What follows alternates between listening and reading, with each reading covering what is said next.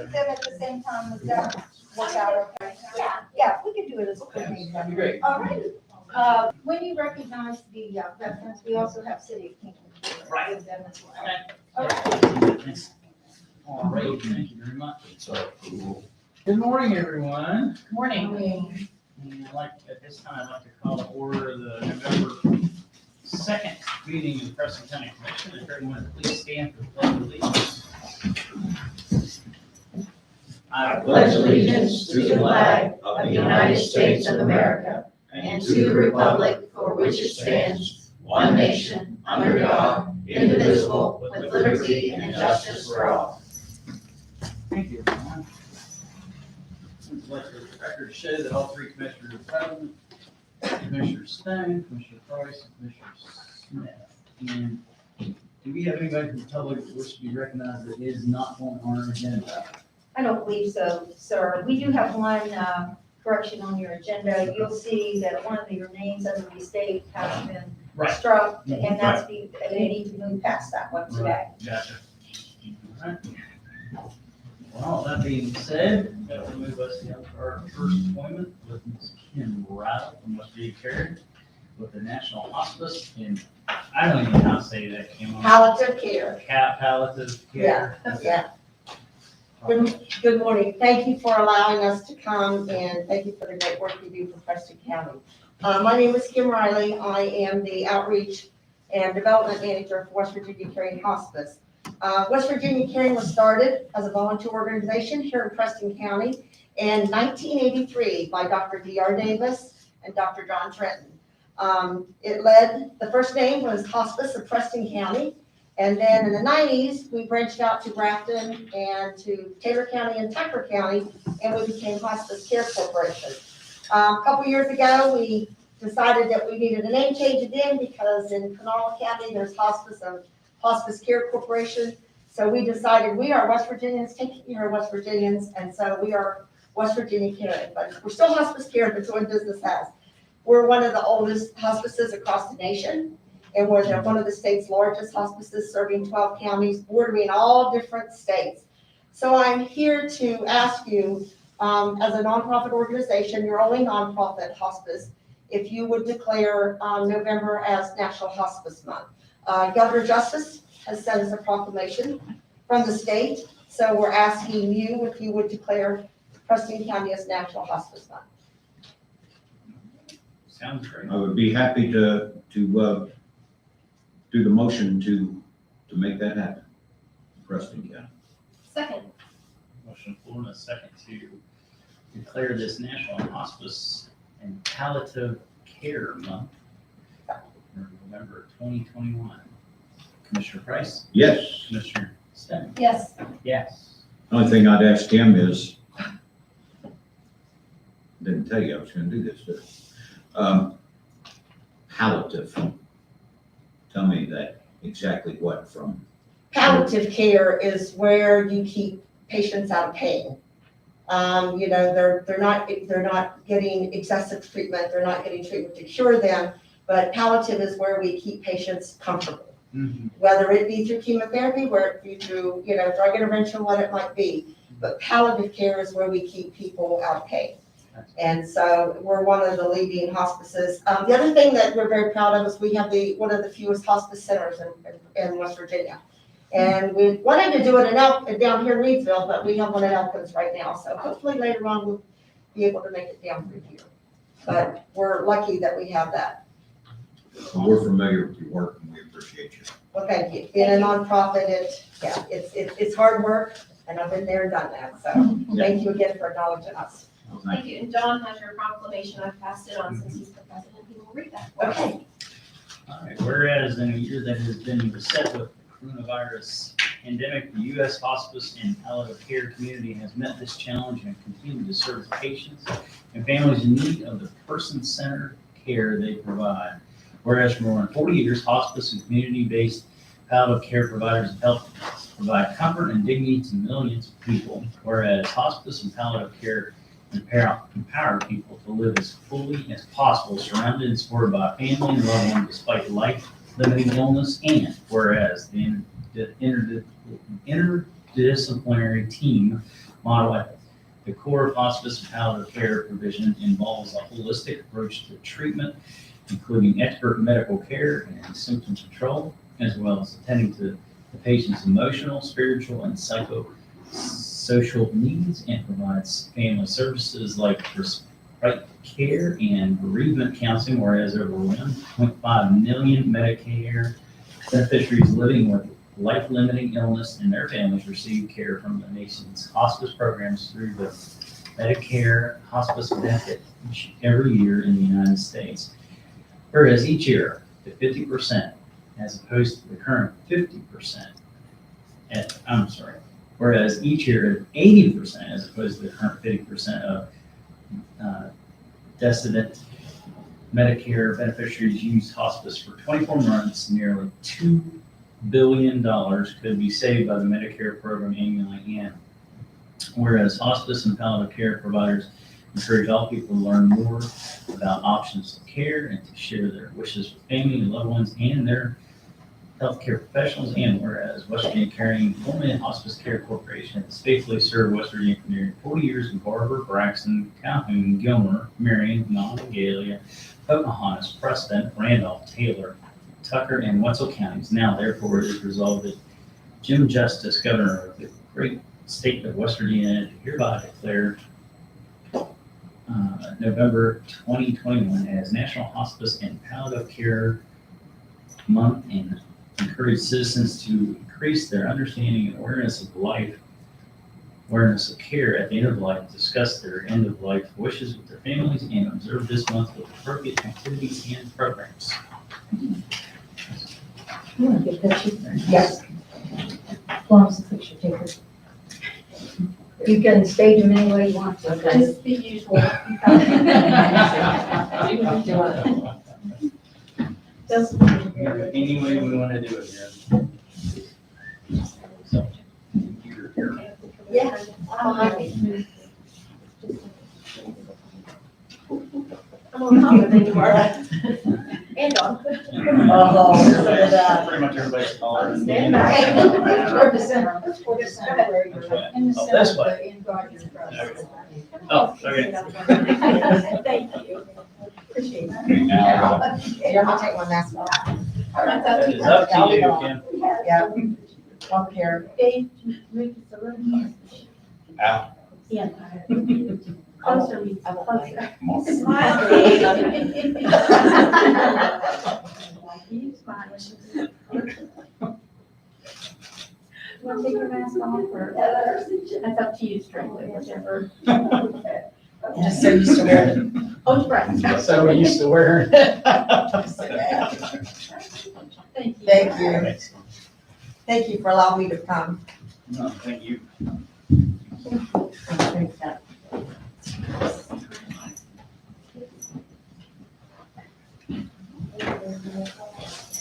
All right, that brings us down to our next appointment. Boy, she's not gonna miss a minute of it, is it? Good morning, everyone. We want to thank you for the opportunity to appear before the commission. For those of you who don't know me, I'm Susan Riddle, and I'm here to represent Visit Mountaineer Country Convention Visitors Bureau. I have my comments written, Kathy, so I stay on time. Okay. Visit Mountaineer Country is your destination marketing organization. We promote and sell your destination to our visitor audience, which are individuals at least 50 miles or more away.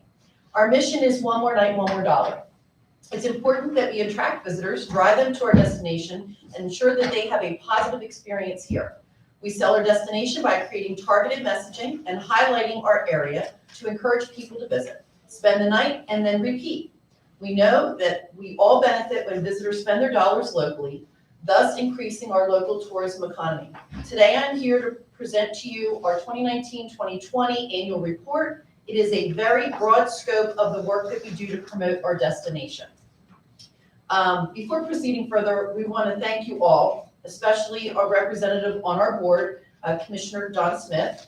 Our members and municipal representatives are the critical links throughout the communities we serve, and you are our tourism ambassadors, helping us to keep connected to your local tourism-related opportunities.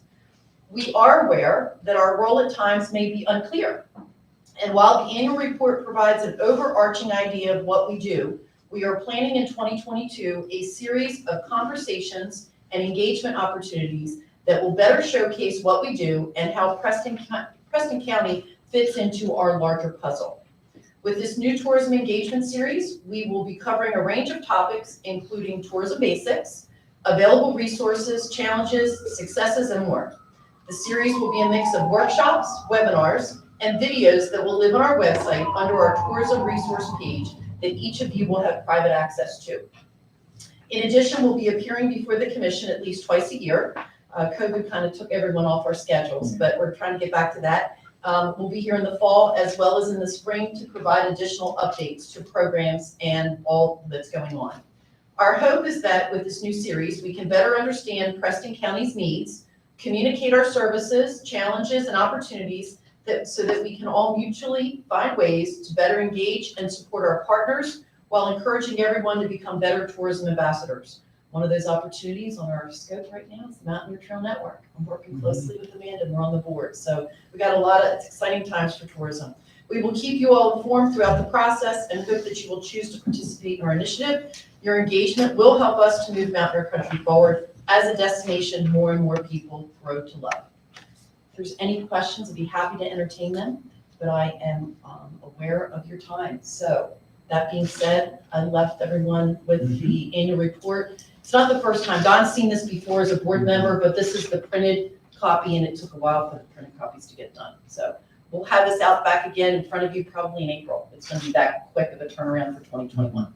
Thank you all. Yes, sir. It's the shortest speech I've ever heard you say. Hey, She put the fear of God in me. I know. one thing, tell them about, we have that thing where you could. Oh, the visit widget, yes. Yeah, it's in the Yeah. annex. One of the things that came out of COVID,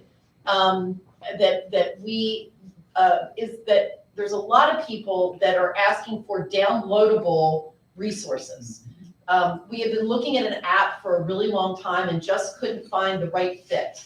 Well, that came to being during COVID. So if you go to your phone and you go to the App Store and you look up Visit Mountaineer Country, there is a downloadable app. It's free of charge, and there are pre-defined itineraries. Leaf peeping, I think, is the #1 that's up there right now. There's flat water tours. There's where to go to eat, to shop. There's all kinds of things. It depends. We put them together based on whatever the most recent, most highly requested information request may be. In addition to that, you can customize your own. So you can pick whatever you want to do. You can look at events. I mean, it's really awesome.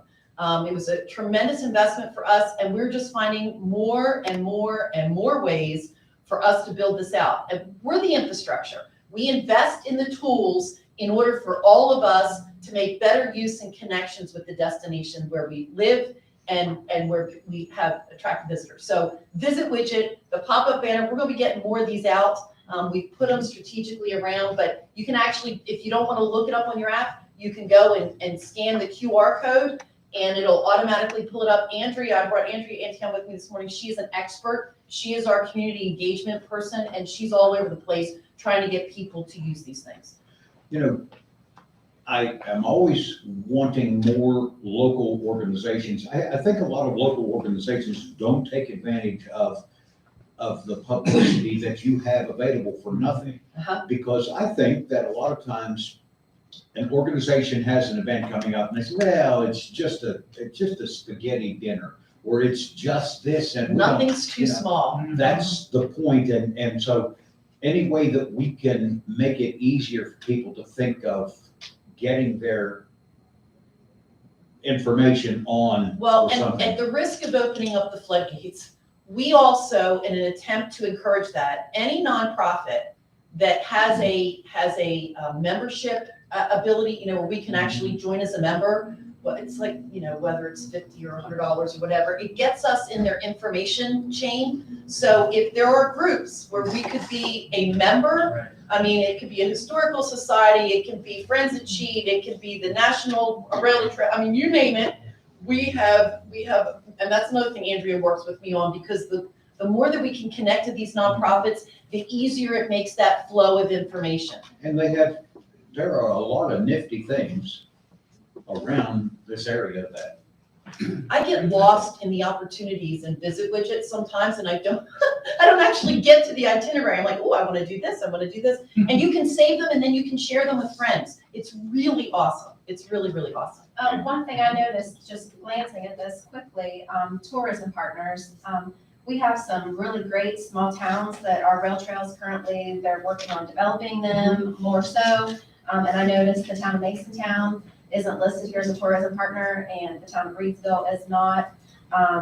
So other areas in the county that could be partners. Yes. And along with our Economic Development Authority is not listed here, our Crescent County Economic Development Authority. That should have been listed on there. And I work very closely with that. Right, right, I know you Yes. do. And so I would just, moving forward, our new EDA website is coming along wonderfully. Right. And we're super excited about that. So I just really feel like tourism is what's going to drive some of the economic development back in the county, because we're going to have a need for bicycle shops and different Yes. things like that. So I just, if we can make sure that Absolutely. those are updated. Yeah, and I've reached out to a lot of those small communities, and actually I may follow up with you, because there's trying to get to the right person in some of these small communities. We need a local individual to make that connection. Well, I do know personally, just because I followed it just a little bit, but out in Reedsville, Trellis Yes, was elected to their town government there. Oh, So he okay, sits on we the did town not know that. council. And so I think that we would be work a great closely with partner Trellis, yes. there, because they're just, their vision is awesome, so. Yes, that's terrific. Thank you very much. Anything else? No. All right, thank you. Moving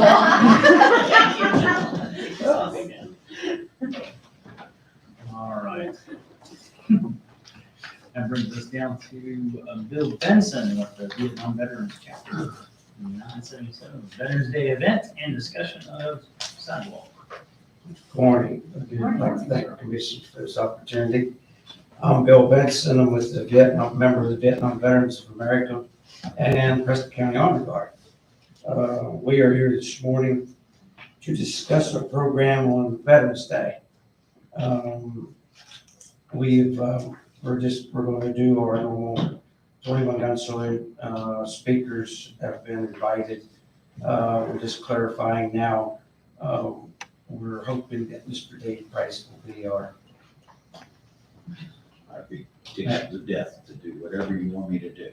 Master of Ceremonies. Mr. Will's is supposed to be there. Mr. Smith, we would like you to, if you would attend, to ring the bell with maybe an association with our Foster.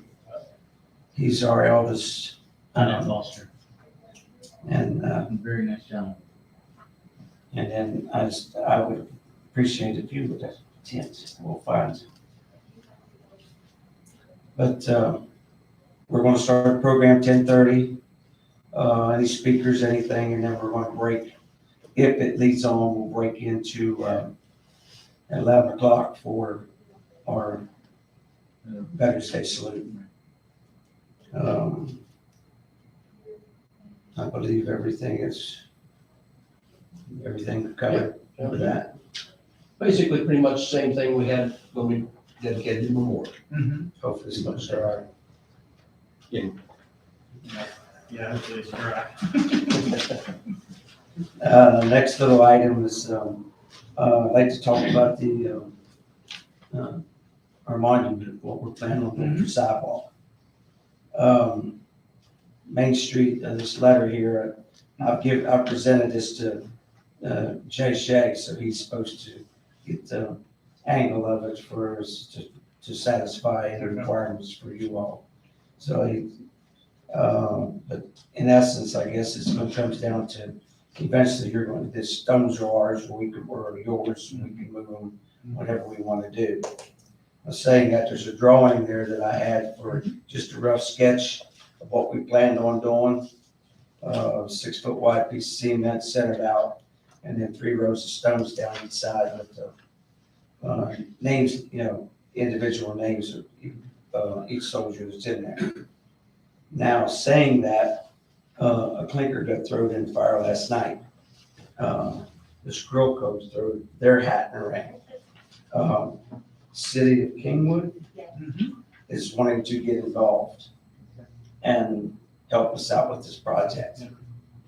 So those are good clinkers. Got to understand that, yes. We're just getting the details now, we're just trying to let it sink in. So we're going to be working closely with them when the time comes.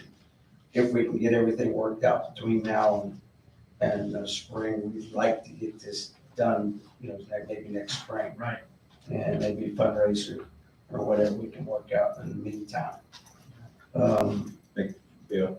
Yeah, if I could, the city of Kingwood recently agreed to spend $5,000 to pay for an landscape architecture to design a Veterans Memorial, which we were gonna put on property that we own Mhm. at the other end of South Price Street. And then we realized that, we had a lot going on up here. And so we would like to combine efforts and pay for a designer to actually design a nice area there and work with this group. So hopefully, we would get your approval, of any design that we make, and we have to go through the historical, Right. so we'll do that, but we're excited. All we're doing is brokering, I guess all we're doing is brokering this, the ultimate decision is yours, because we give it to you, but, You're the coordinator. well, Yeah. whatever it comes to be. But, If I could, Commissioners, there is a email that you received from Main Street Kingwood saying Yes. that they're willing to give the bricks, I believe it is, to this project. Mhm. Probably to, if you're proceeding on with anything on your courthouse lawn, you might want to make a motion to accept those for the project, because they would actually, like the monument did, Mhm. would become your ownership. Right. If that's your so desire, just to bring that to your attention. and that's where I brought Mr. Shea into it, so he could satisfy the legal aspect of or whatever he needed to do. And I haven't heard back from him. Okay. So as soon as We need to that's hold on done, to hear from him, and then we'll move forward with it on the agenda just to approve it officially. Yeah, I guess that's He what we did, need to do. send an email it should be. about the ownership. And I think that's wise, since you have another partner here, you might want to, just for your knowledge, that as you accepted the monument, you will need to accept the bricks. Okay. Okay. Jim, anything else? No, the only thing I would add is the fact that, we both want the same thing. Their organization and ours wants the same thing, so there's absolutely no reason we can't work with them. Yeah. And especially when it comes down to the money and that there'll be additional monies to pay for everything, so. Take the money. Well, yeah. That's a nice addition and a nice way to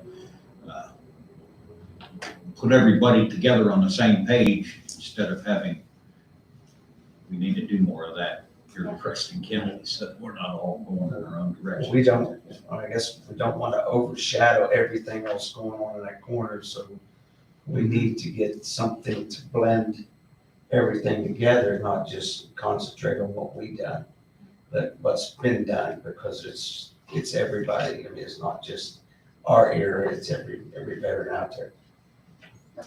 Well, thank you. See you on the 11th. Sounds good. All right. That'll bring us down to the sheriff's department. Budget revisions and award of a Homeland Security grant. Good morning, Melissa. Morning, Sheriff. Good morning. Good morning. Budget revision is for contract pay. We've got the reimbursements for that, so letting it up so the guys can get paid. The second one is we've got another Homeland Security grant. I think I advised you about it. We had applied for a couple others. We Yes. got another one, Okay, good. for license plate readers. Okay. 3 license plate readers for Homeland Security. I just need your signature, and I will get those back, and I marked it where you need to All right. I make a motion to authorize the president to sign the Homeland Security Grant Award. Second. Commissioner Ford, a second to authorize the president to sign this award. Commissioner Stone? Yes, Commissioner Price? Yes. Yes. we'll approve your budget revision with the rest of them. Okay. Thank you. Thank you. Need a copy. You want to email to them? Sheriff, what's the license plate reader do? It reads the license plates, right? Absolutely. I've Thank been you, able- Mr. At a Roberts. fast rate of Thank you, speed. Mr. Roberts. Haven't you been able to do that up to now? It'll flag, if it's entered into a system, for example, it will flag the vehicle traveling in the opposite direction or past it. If it's reported stolen, or it's a sex offender, or, somebody that wanted first. It runs it through the database like, bam. Okay. It just depends on what criteria you have set Right, within that system. gotcha. Is it something that's moved from one vehicle to another, or That it'll be installed in 3 vehicles, Okay. 3 separate vehicles. people that maybe spend more time on the road or something? Right, I mean, and this keeps you from having to call it in on the radio to 911, for example, Mhm. or running it yourself through. Yeah. Because it's just automated. Okay. Wow, that's pretty neat. Thank you. Thank you.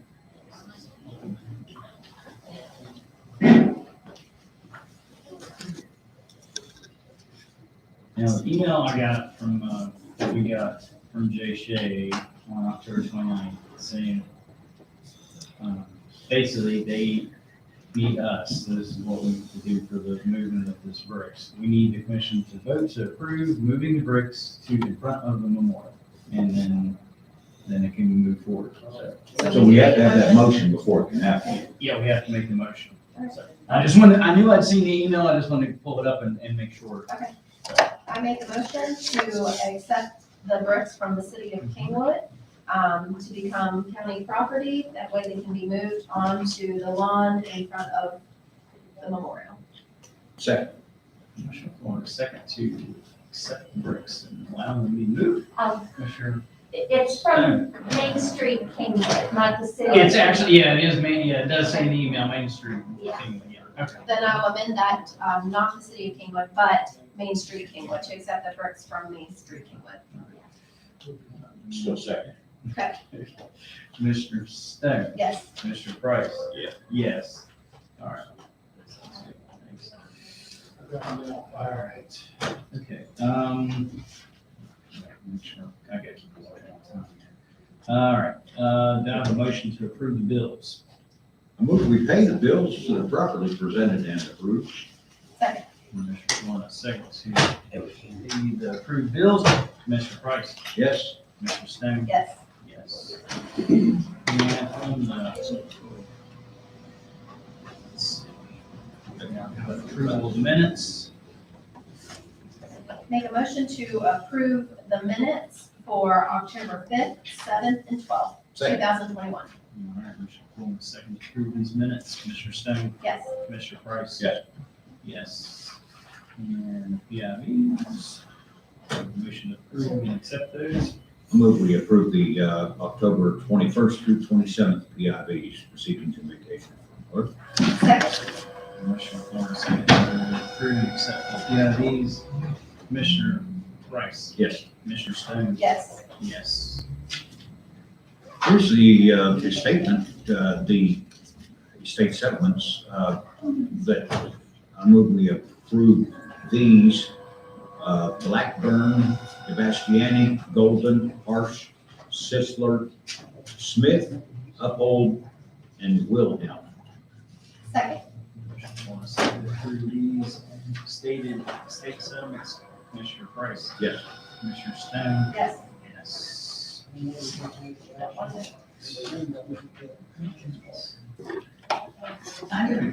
Did Connie give you the tax credit? No, okay. I don't know. But, I never got it, I looked to see if it got emailed to us, and I didn't see it. Would you like me to go get it? I'd be happy to. You got a minute before the bid opening? Yeah. But you can't make that in I minutes. can't, Yeah. I can't. No, you can't.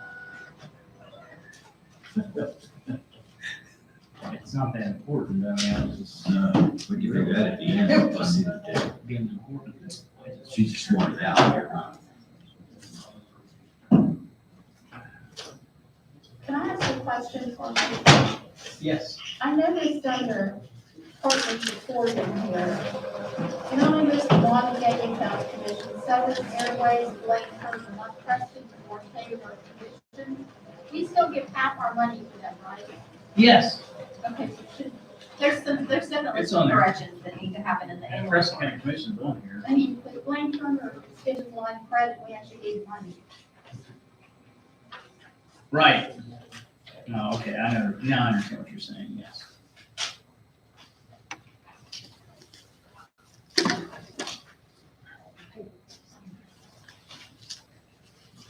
All right.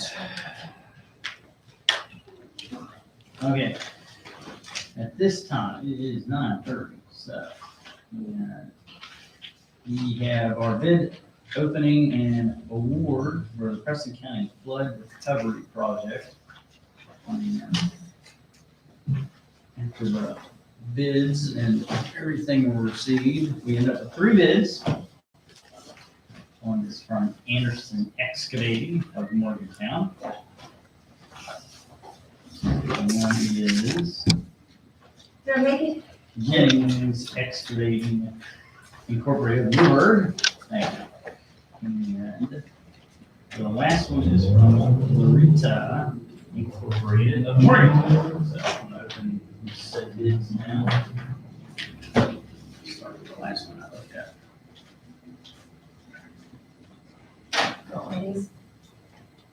Yes. Thank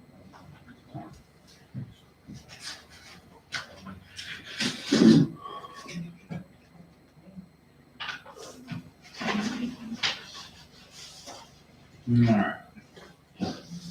So, bid from Rita. I apologize. I got started on something else as soon as I got in the door this morning and. That's here. I don't know. spreadsheet is answer.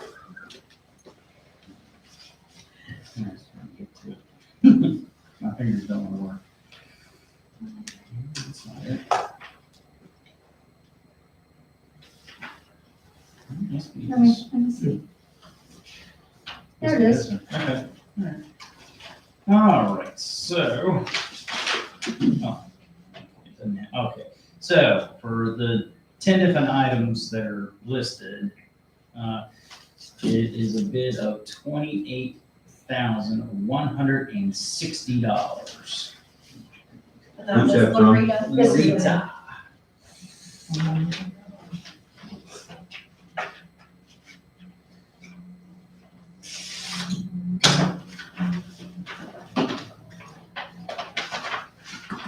and this is from Jennings Excavating. Oh, for their own top, how about that? And it, for the same 10 items, it is $30,375.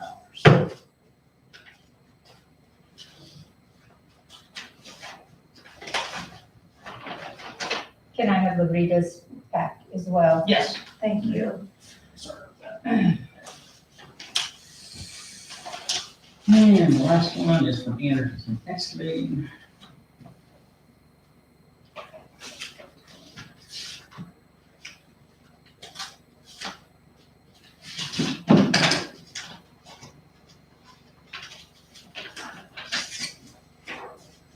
And it is for those said 10 items, $30,925.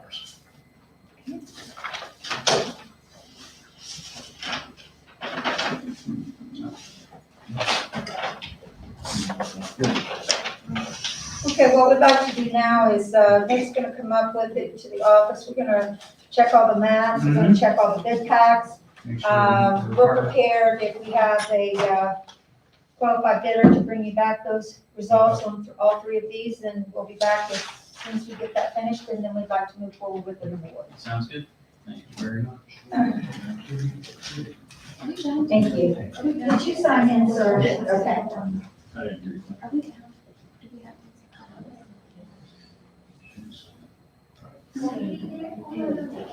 No, we're getting ready. So I didn't have a copy of it, so I didn't know what it was. I mean, all I had was the names. I never got an email to me, so I didn't know what it was. That was, yeah, I didn't see it. If it did, I never got it. That's why that's the only reason I was questioning, because otherwise I wouldn't even worry about bringing you over here. Because if I had it by email, I wouldn't worry about it. So. I know that some people, I mean, I just, this was intending to email that. Let me check and see if she has her record of that in her email, because I know sometimes things don't get through. Yeah, I agree. But, yeah, I never got it, so, yeah. Let me check. Thank you.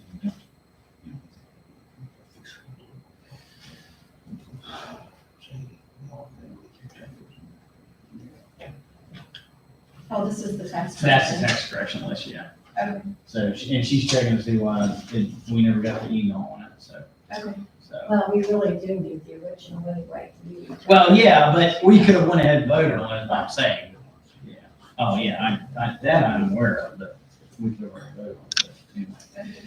All right, so. I make a motion to approve the tax correction list as it has been presented, for Hope and Heart Farms and Roy and Melissa Wiles, both for personal property. Second. All right, motion for second approved tax correction list. Commissioner Stone? Yes. Commissioner Price? Yes. Yes.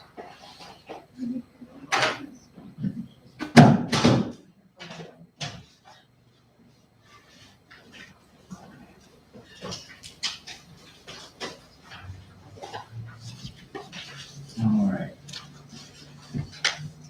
I'm gonna skip old business for a moment. Let's see. Dwayne still, oh, there you are. I'm looking right through you, buddy. I'm sorry. Sorry about that. All right. Dwayne Hamilton regarding vehicle replacement. Alrighty. I saw, Good morning. saw that email that you got from that gentleman up in, The southeast. yeah, southeastern region of GMC. GMC. Okay, Yeah. well, that kind of lays the ground for where we're headed with this. Two things. We have some vehicles that are needing replacements. You know, I put in a request for 3 new ones from the money from the CARES money. Right. And we went to check on them and found out that these cannot be, or would not even be made available. We can actually put an order in August of next year, Okay. which is way beyond. With some extensive internet searching and stuff, we found one in Philadelphia, Pennsylvania. That is a 2021. And these are specialized vehicles, they're not normal cars. Right. They're PPVs. Right. That was available. I talked to the guy last week. He agreed to hold until the meeting today, so if we discuss it with you all and make a final, or make a decision on it. I have the quote from him, which I'll pass on to you all. And it ended up being $42,540. 540. For Tahoe, it's almost identical to the one we already have. It's finishing up right now. Okay. And that it has everything but 8 tow hooks and a remote start. That's the 2 big things. I went through the spec by spec and went through them. And then also spoke with the prosecutor because, you know, with the situation it is countrywide, talked to him about because we need to give an answer today about foregoing our normal bid process. Spoke with him and he said we were okay in that aspect. Because of Country the- roads? No, we're not. We won't talk about finance. I talked to Okay. the prosecutor about because we're not. We're not doing it, because it's got over the amounts we normally. have to Normally, go we through need to bid go through process. state bid or actually Okay. put it out to bid. Yeah. We're not gonna do that because we've got to either give them an answer today or the vehicle's gone. So it's like we need- Exactly. There's about 99 people probably in line to get it. Mhm. So, that's why I spoke to him and he said we were okay due to the nationwide shortage and everything. Right, for due to this the vehicle. circumstances. And it's a specialized vehicle, it's not like, you know, a regular Tahoe we can go out and buy. Yeah. So, did speak to him about that, and I'm asking for your approval to purchase this vehicle, and if so, sign this document giving me the okay to go up and purchase the vehicle from them as far as funding. I mean, I don't know where we're at with the CARES or how you want to do the funding part of it, but that would also need to be part of consideration.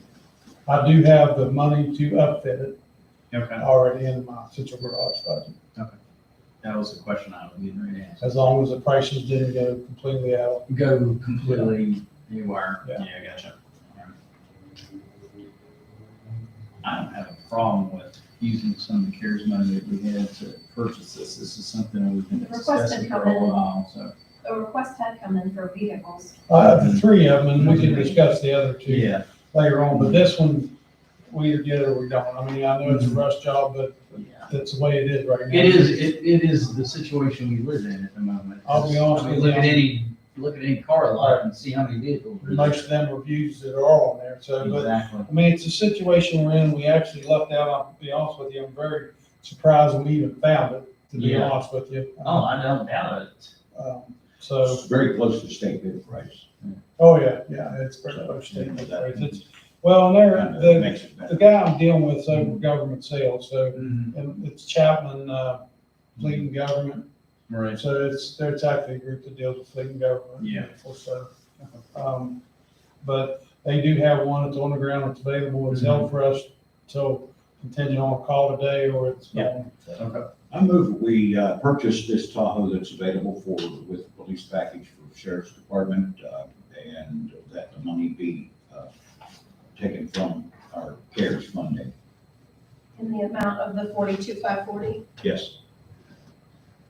And also, just as far as justification reason, we've got two vehicles that are almost in excess of 150,000. Oh, I know, yeah, you told us that All right, before. you've seen that. We'll go over that more in detail Yeah. on the work session. I second the motion. We discussed with Jay to make sure that everything was, Yeah, so I said, Okay. yes, I all did. right. Just I've wanted to- spoken with Jay, and he, we explained the situation, the lack of, and it's a nationwide problem. Yes, I have already spoken. All right. All right. Motion on the floor in a second to approve the purchase of this vehicle using the CARES fund. Commissioner Price? Yes. Commissioner Stone? Yes. Yes. All right, if you would just Make sign that this, phone giving call. me the authority to go up, probably go up this weekend and pick it up Monday.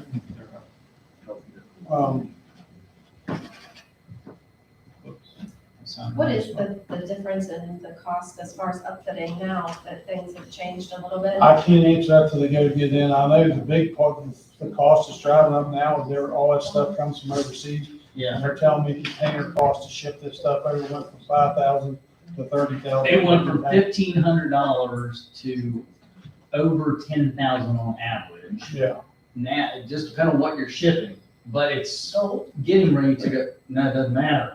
And a lot of this stuff is sitting and expiring while it's sitting there, because it's sitting off port so long that it's well, I can tell you, we saved a ton of money. not buying- worth once it gets there. We saved a ton of money on those tires buying them in July. Right now, you're lucky if you get them. If you do, our suppliers telling us probably have already went up $30 a tire or more. So Yeah. Everything's going. Yep. You wanna sign that? yeah, I can sign. I don't know. Sign one. Just give me authority. All right. All right, thank you all. Have any further questions for me? Not right now. Thank you. All right, thank you. Do you all want to keep a copy of this?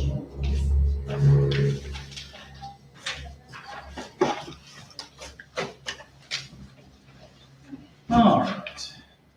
We'll bring us down now to Miss Irene Trammell. Irene. First Responder Task Force Armed Forces Benefit Association briefing. I have handed out for you guys. A little bit about who we are, what we do. I appreciate the opportunity to be here today and get exposure for the Armed Forces Benefit Association. very worthwhile charity. I'm gonna bring up the First Responder Benefit Association, which I did not the other day, and, also very worthwhile. I think my cards are a little bit about the Armed Forces Benefit Association and the First Responder Task Force. Our, charity, First Responder Benefit Association, man. Thank you. I have extras for those who are here when I get done.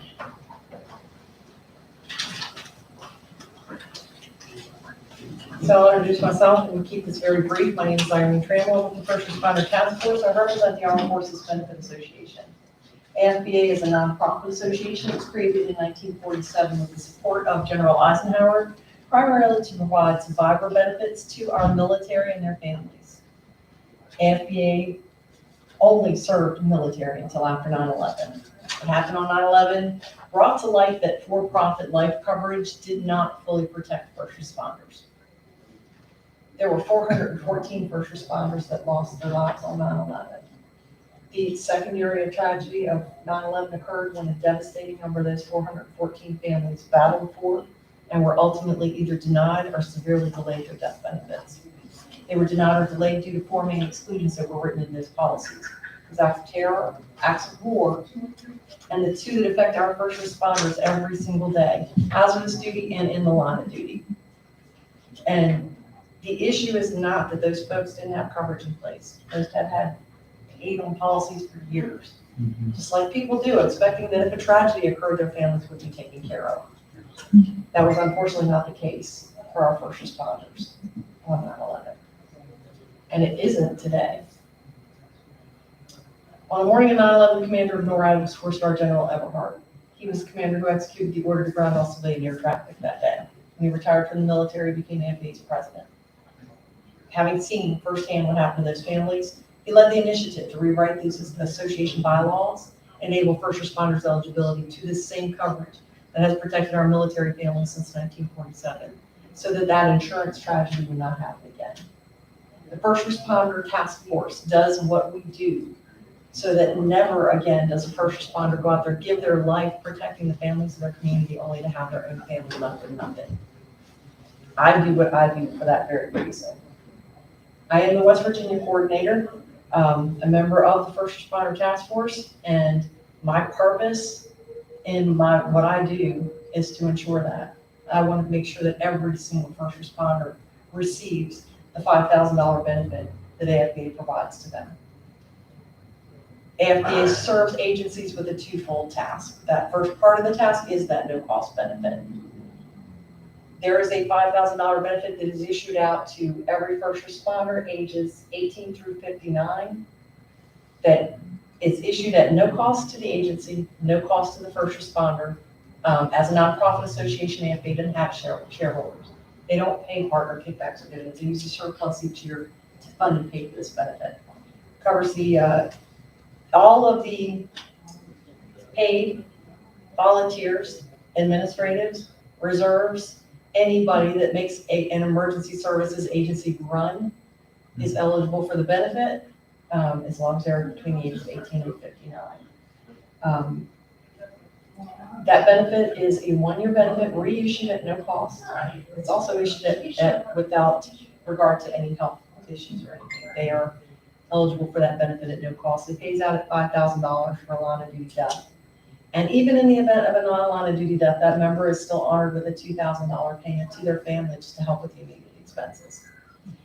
Unfortunately, and fortunately, over $900,000 of this benefit has been paid out over the past 5 years, and the impact has been significant. Again, that is task number one and priority when we serve agencies, and we make sure that that gets done first. Second task is to inform these emergency personnel of their access to military-like coverage. That coverage is offered at a low cost through a nonprofit agency. It is cradle-to-grave coverage. It ranges between $10,000 and $500,000. That coverage is extended to their spouses at the exact same rates. They're very low rates, and the entire family can be covered. Children, grandchildren, adult children included, in honor of the service that they provide for the community. For instance, I'll give you just a 35-year-old male or female is able to elect $50,000 coverage for $8.50 per month, not per pay period. And most can apply for up to $250,000 of coverage without a medical exam, simply answering some statement of health questions. Coverage includes a $40,000 non-duty death college scholarship. God forbid, first responder loses their life at a scene on the way there or back, AFPA sets up a $40,000 college scholarship in that first responder's need for their children or spouse future education. Since insurance money typically gets spent on other things and pretty quickly, this ensures education money set aside for the family, and then that member is honored for their service. Lastly is the emergency death benefit. Once coverage has been in effect for 2 years, when a death occurs, up to the first $15,000 of the death benefit releases out within 1 day. That is to help with funeral costs, which are typically upfront and out of pocket. That money is released out based on a phone call without seeing a death certificate 24 hours to overnight to help that family to be able to cover those funeral costs. And unfortunately, that has been very helpful for many families here recently. So that said, I appreciate the ability to expose the works of the First Responder Task Force and the Armed Forces Benefit Association. I appreciate the honor of being able to serve many of the first responders here in Preston County. We will make sure that their families are taken care of should the worst happen. I also want to say that as we serve, on occasion we do miss folk. We go and we serve an agency. I was here last night at 12:30 hitting your overnight deputies. I was here this morning hitting their early shift at 8. And I will be hitting all of them until I make sure that I catch everybody who I can catch this week. It is my purpose to make sure that every West Virginia first responder receives that benefit. If nothing else, I want them to have that $5,000 benefit. When we do miss someone, that is a call that we hate to receive. So we, for that reason, started the First Responder Benefit Association. When an agency calls us and says that that person was not covered, even though we serve the agency. We have begun this charity where we pay the administrative fees. The First Responder Task Force out of our own pocket, we pay those 3% credit card charges when somebody donates by credit card. We pay the president's salary. Any airline, any travel, anything that we need to do there, we pay for that as well. 100% of that money is one of the, I think, 2 100% model charities in the nation. 100% of the money that comes in from donations goes out to first responder families when they have nothing. At the rate of $10,000, we can do one $10,000 gift per month nationwide. So far, we're trying to make that more. Every time a first responder elects additional coverage, a portion of their premium helps to support that charity as well. Just kind of perpetuates the good for everybody. In fact, we choose who we serve with that benefit from the headlines, from coordinators nationwide. And last year, I had the honor of, it was actually a misfortune of, I had been working with Deputy Chief Dempsey at the Charleston Police Department to try to get in there and serve that agency with benefits. And they are just so inundated that the scheduling didn't happen and we didn't get it together. And in the midst, Patrolman Cassie Johnson was shot and killed. And I was able to write what looked like an essay and send that in and ask them to please bless them with that gift. And we were able to give $10,000 to Cassie Johnson's mom to help with the funeral costs. And it was an honor to do it. So thank you for allowing us to speak here today. Thank you for allowing me to serve your first responders. It is an honor and privilege to do that. Anybody has any questions for me? I'm good. No? Thank you for the question. Thank you for the information. And thank you for what you do. Thank you all for what you do. Appreciate you, sir. Okay. Okay, I'll bring this down to you. You might want to check with Kathy, they might be ready. Oh, are you ready? I'm sorry, I didn't realize you connected. Did you need to do Connie? No, I'm just. No, we already took care of it. Oh, okay, No, okay. we took care of it. It's all right. Yeah, we did that while you were out. So, all 3 bids were good. After reviewing bids, we don't see any reason not to go with the low bidder, which is Loretta, at $28,160. I have contacted Loretta. They are good with that price. Also good with starting, I believe the bid date is November the 9th. Next week. So, let me check, I don't want to speak out of turn. That's nice. Tuesday, yeah. Awesome.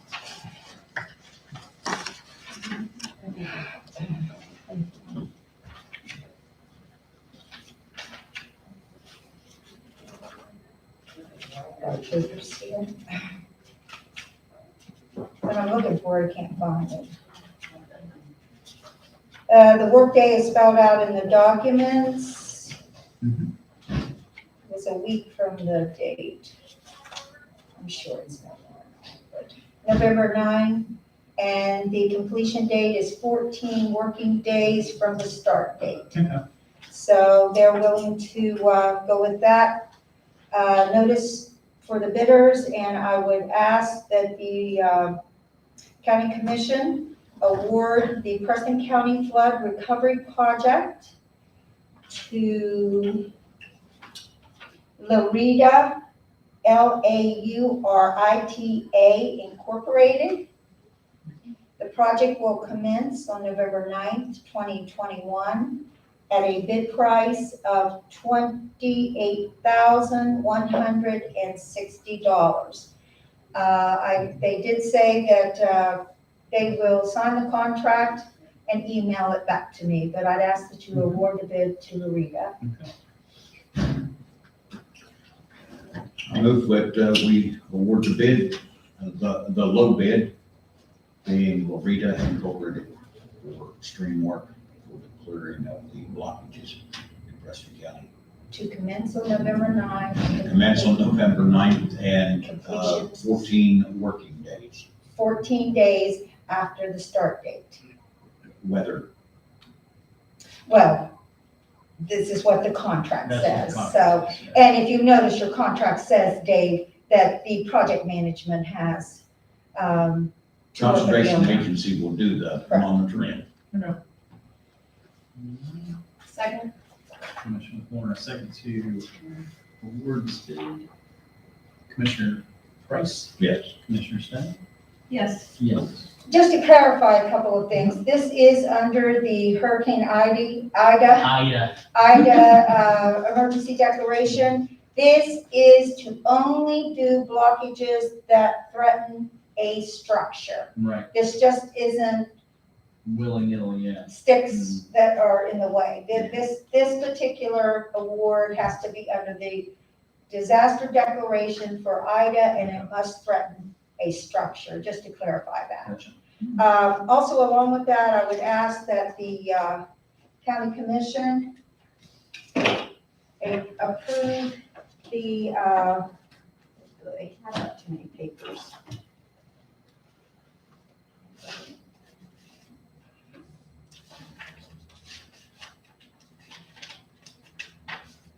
The service agreement that identifies this as a project with the conservation agency so that they act as your project manager on this specific event, which is Preston County, August 29, 2021 flood event.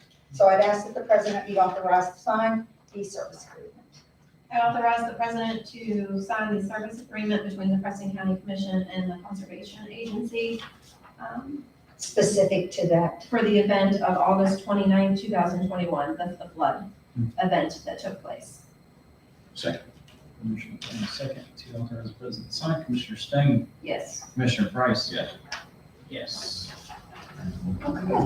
I think that's all I have on the bid, so you can go ahead now with.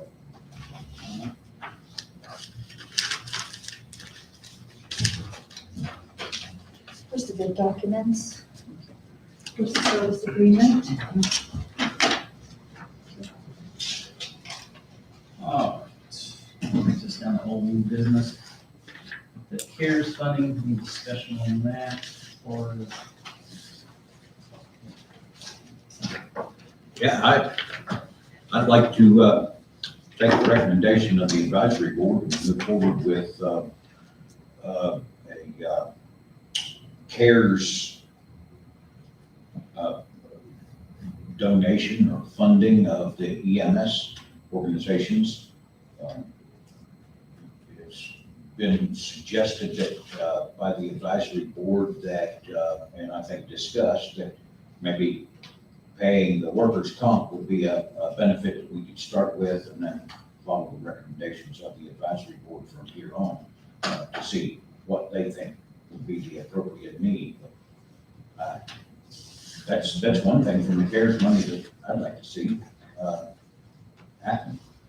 I think it's important that, I didn't see any figure associated with that. I didn't either. So I think we need a figure broken Okay. down by agency. I didn't see that. I mean, I just received that email, so. That's all I got too, and I was getting ready to say the same thing. All I got was, here's a suggestion, but it didn't have any number attached to it. We've got those here in our packets. Each one has provided, the numbers that we got, so, I would encourage you to look at those and follow through with, Yeah. that. I believe that the email said they would like it based on the 2020. Right, that's what we have. And, well, and I apologize, I haven't prepared anything for you to look at each one of those individually. And, also clarification on, is that, I'm not sure if they reported it, Dave, by quarter or annually, or I really haven't digested it. Yeah, I just I'm think the looking- number's important. Yeah, I agree with you, and I mean, I don't see a problem doing it next week. I just want to digest it because you just got the Terra Alta one, you just got it, and I mean, and just looking at real quick for 2020, their workers' comp, they paid $18,744. So, to do the math, I'll have to do the math on it, figure how much we're talking here. And I'm not sure we have So just- anything from Templeton, and I'm not sure we have anything from Rollsburg. Yeah. I haven't received anything, so I think that, be happy to put that on for you next week to discuss. I just think we need to Yeah. get you a figure. Yeah. That's fine. Yeah, that's the only thing I have. I don't have a problem. I saw the recommendation, but like I said, Dr. Connick sent that email. I like the suggestion because it does take some of the burden off of them and help them a little bit immediately. But at the same time, I like to know what that number is. So moving forward, I'm not a big fan of writing blank checks. I don't think that's what my motion would have been. No, I know that, I- Dave. yeah. I'm not saying that. I just want a number so we can, when we say it, that's what it is. We know that's what is figured into it, and everybody's aware that X is what it is.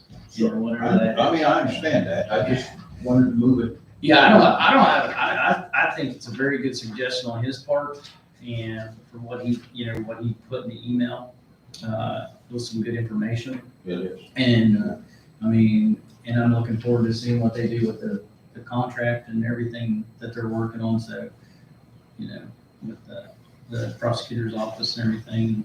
Once I do the breakdown, and give us like an example, all that stuff, so, yeah, that to me is.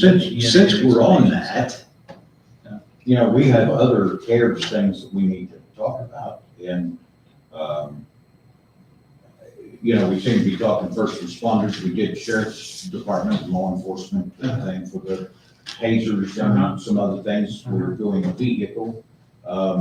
We have had this conversation that hopefully we can take care of the EMS kind of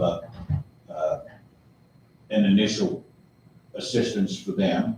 For the fire departments, I'd like to see us move forward with like maybe $10,000 for each of them. We haven't given them this, their normal $3,000 this year. They've missed out on things, so I'm sure they could use it. I don't know. What do you think?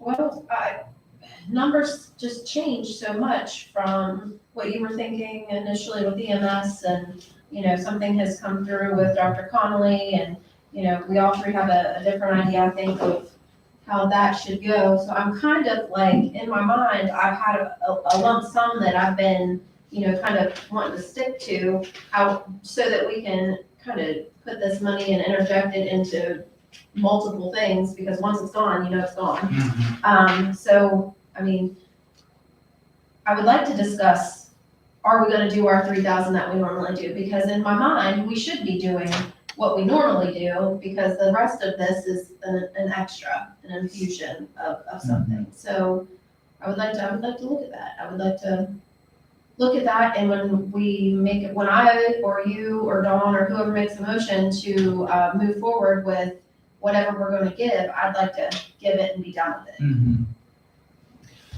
One other thing I can share with you is when you did your budget in the spring, you did set aside some I thought we did. severance money Right. for outside agencies. Right. So perhaps in your discussion, and I apologize for not bringing that forward, you'll see we can discuss it now since the McGrew Society was a CARES request. Mhm.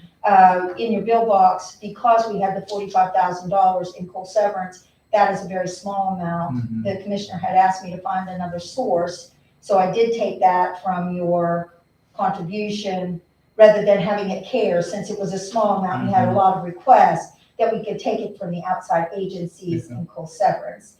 So that is a place, you would have about $40,000 there that you had set aside for outside agencies. So you could put some of that or all of that in the mix as you discuss funding any of these projects. Well, it was on the agenda, so. Sure, it's gonna be on You the know, I agenda. just, We you know, we want it gotta on the discuss it. agenda. We can't sit around in the back smoky room and talk about these things. We've got to do it in the meeting, so I really been engaged with the EMS thing, and I'm a fireman, so why wouldn't I be interested in having that conversation today? So, that's all. So I bring that up so that. Well, you we can- also have Parks making a request, you have, Prosecuting. we had that part-time, I mean, there are other things on the agenda. I'm never sure, I didn't get any direction of, if there were specific things you want me to bring for you today. So, if you want more specific information, if you'll give that to me, we keep the CARES funding on there so you can discuss it anytime. Right. But I need a little bit of. I'm really intrigued at looking at an infusion to EMS with the workers' comp initially. Yeah. And so we need that figure for next week. If we can get that figure from each for 2020, then we will allot that much for Yeah. an initial infusion. That can be on your agenda for Yes. consideration. Yes. So if you'll, I will. You also. Sure. You. Hold on, let me write Oh, this go ahead. down. No, Let me know when you're ready. I got something to write on that doesn't mean anything. I got so many. I have gotten figures from Hamilton and Rollsburg, but it's been overcome. I'm going to reach out to the committee, to Dr. Conley, Okay. since I think that since we've tasked them with this, that, I think it's also important that each agency, thank you, each agency realize what the allocation Right. is. So I will reach out to Dr. Conley and I'll get all the workers' comp figures for, He can tell you what the board is recommending. sure. my only concern is because they're in the process of filing for their 501, and going through that process, they can't establish a checking account Right. until they have the appropriate We'll have to documentation. give it to each I think squad that the Yeah. individual Yeah. payments will go to the ambulance services, For now. until they become. just like we always existing. did. It would be similar to the 3,000, Right, which will kick in the same obligation we've had in the past, that they do their reporting. Right, and any further funding then is being set up by this board that By is the agent. looking at the accountability and how they're gonna monitor and so then they will come back to the commission with suggestions of. So we are looking at the workers' comp, just so I have clarity in my mind on this. We are looking at the workers' comp, and we will make that payable to each individual squad. Correct. And then any other in money that we are going to allot from CARES will come after their 501 and all that account Well, is set up, here's because the they'll thing. pay it then to the individual It's- squads. I think we'll be probably responsible for that. They will come to us with a Like the way I recommendation. understood the email, but I've not really dissected it. I think the important thing for right now is that they are in no way in a standing to accept any funding from No. them. I think the board, if I've gotten information from Dr. Conley correctly, that the board is studying the best path for distributing funding. Right. And one of them is through the agency, one of them is through the county. I think they're trying to do their due diligence when larger amounts of money are if you would so desire, be flowing out of here into these squads and the association. Right.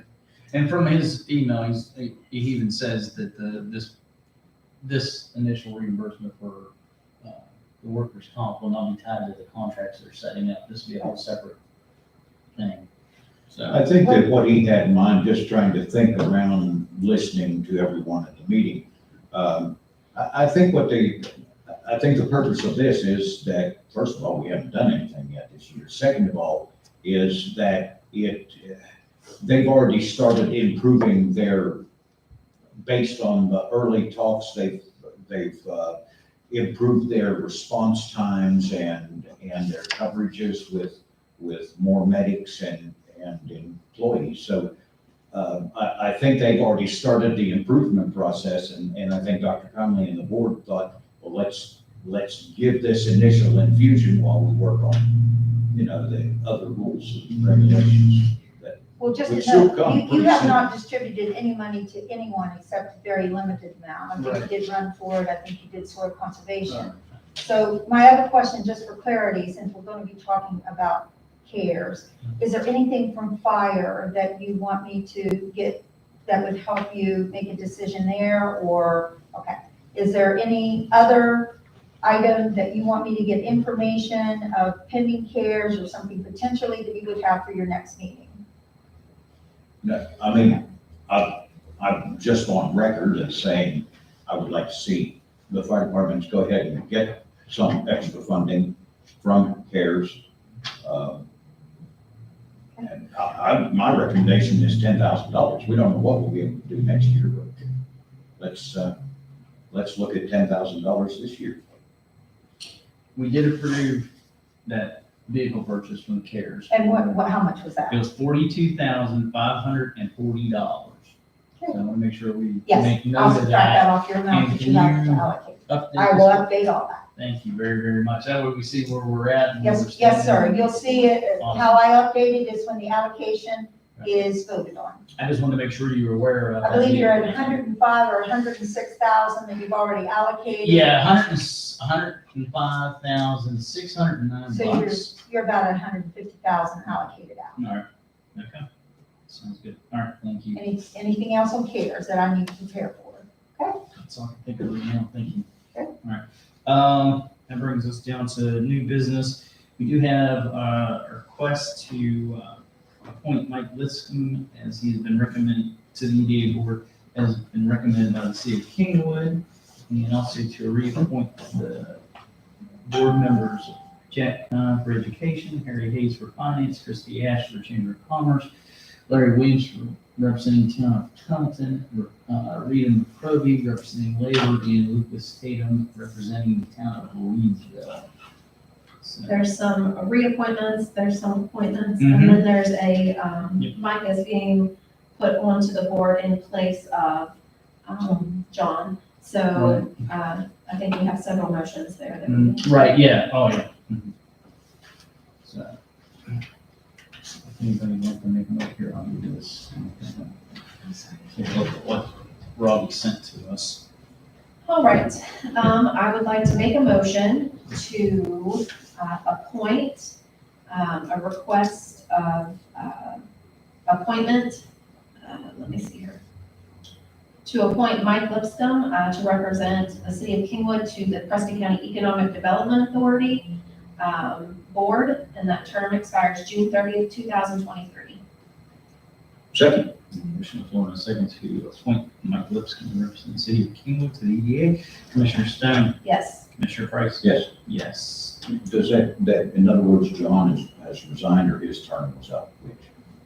He's being replaced. They can replace whoever There's some clauses and different things Sure, that I the believe town he doesn't decides. need. the town I'm decides. not sure exactly the circumstance, but he does need to be. It sounds to me like this is an appointment. It doesn't say to an unexpired term, so I'd say his term is up. Yes. His term probably ended because if it's a 3-year term, yeah, so yeah. Okay. That would make Okay. sense. I would also like to reappoint, make a motion to reappoint the following board members whose terms expired on June 30th, 2021, and all of the people that are recommended have agreed to serve another 3-year term, and that term will expire June 30th, 2024. That is Jack Kime, who represents Education, Harry Hayes represents Finance, Christy Ash, Preston County Chamber of Commerce, Larry Williams, Town of Tunnelton, Rita McCroby, Labor, and Lucas Tatham, Town of Reedsville. Second. Second to reappoint these board members, Commissioner Stone, Yes. Commissioner Price. Yes. Yes. It says on here, though, reappoint, 3-year expiration. It was, they're expired, that was just a typo. It was 2021, and it said 23 on the agenda. So we did have, everything's correct. Yep. Yeah. I now would like to make a motion, for the Preston County Farm Bureau to use the conference room located down at the plaza. Okay. Second. Commissioner Porter, second to authorize the Preston County Auditor to use the Is there a conference. date or anything with that? It's It's a monthly meeting. It's a monthly meeting. Oh, okay. I think what it was, I remember. I believe it's the second Tuesday of It every month is, at I 7. think you're correct. but I know it was a we'll Tuesday. clarify that. I know it was a Tuesday, yeah. At some point, there will have to be a change in that with election. Well, and I believe, let me finish my motion in making that as long as they are authorized to use the facility on their meeting time, as long as it's not a conflict with county business and Right. operations that are taking place there. Second again. Commissioner Flores, second. Commissioner Stone. Yes. Commissioner Price. Yes. Yes. All right, brings us down to our administrator's report. Hi.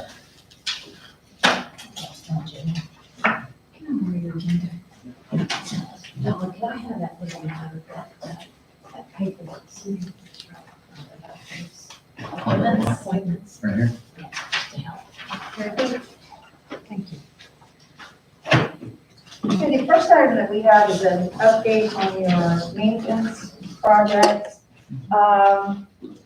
We haven't, weather hasn't been real cooperative with us on a couple of things. One is the roof, we'll get started on that as soon as possible. I have spoken to the judge and we're waiting for acceptance for, from the Supreme Court and from the engineer to inspect the beam. We're very hopeful that within the next 2 weeks, this project will be finished on the drive-through. As far as the animal shelter, waiting on one of the projects that we have to look forward to is HVAC for that facility. That will pretty much complete their infrastructure. Working with a couple of vendors to get some ideas. That will be a springtime project. The roof, still waiting on the assessment from a vendor that I talked with last week. Hope to have that to you next week. This is a project that, you know, the weather is, I don't want to say that we can't get it done before the winter passes, because last year we put a roof on after Thanksgiving when we repaired that extension office. So depends on the weather and it depends on the conditions, but that's major on the radar, is that roof over there. Still waiting on word whether we got the courthouse facilities grant about doing your pointing and sealing at the courthouse. The next item I have for you is each year, well, not each year, I believe it's each 5 years, the risk pool comes in and does evaluation on your properties. And the ones that they look at are anything that is over $250,000. Now, one that we might be adding for your next look around, and I did ask if they would come in and give us a hand on the animal shelter. You've made a lot of improvements there. So the ones on your list are the courthouse, the jail building, the annex building, the county meeting facility, the wrestling room. And that one was one that I had a question mark about. And you know, since we're talking about that right now, and it's kind of not maintenance, but I'll throw this in here. You have some leases out there. You have a lease with the McGrew property. You have a lease with Brett's property. You have a lease on the wrestling room. Before the end of the year, I'm going to ask all of those to come in And we need to gather in some documents. We really need to do that now, just to get an update on where those properties stand. And then I'm going to put them back on your agenda at the springtime and at your budget time, so that we make sure that all those documents, because those renew every July 1, and we really need to reach out and touch base with those folks. The McGrew House, communication towers and electrical buildings, the E911 center, and the extension office. And the extension office is another one. It's in the historic district, and sometimes those are on your list just because they're in that area. So I present this to you. I am going to put this to your Google Drive. I didn't get it until late last week. So this is just an acknowledgement that you have received the document, and I asked the president to sign. Make a motion to authorize the president to sign the property evaluation report from West Virginia Court. Second. Motion on the second, authorize the president to sign. Commissioner Stan? Yes. Commissioner Price? Yes. Yes. Okay, I'd just like to move to miscellaneous correspondence before we get to the budget revision. I'm just providing you today a schedule just for your convenience. Each year, and I hate to say the S word, but as we prepare for winter, we have a plowing schedule that I would just like you all to be aware of. It is on a rotating basis through our maintenance staff. So there's telephone numbers. If sometime, weather's different all over the place. We have one of our workers who, they don't live local. So if you would notice a problem someplace, these are the ways that we can get a hold of them. These numbers are provided to 911. We work through them. They alert us when we look at a 4-inch snowfall when after hours. So that's that. Also for you today is as we move forward with the allocation for new salaries.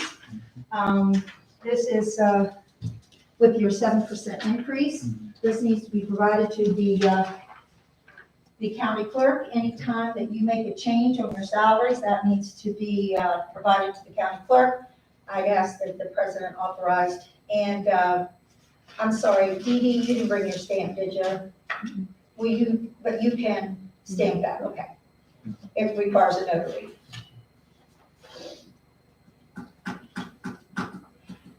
I don't believe you need to vote on that. I believe that's just I would think so. We've already voted on the salary. Yes, sir. And your desire was to give each of your employees 7%. And that's what we did, correct? Yes, ma'am, that's what you did.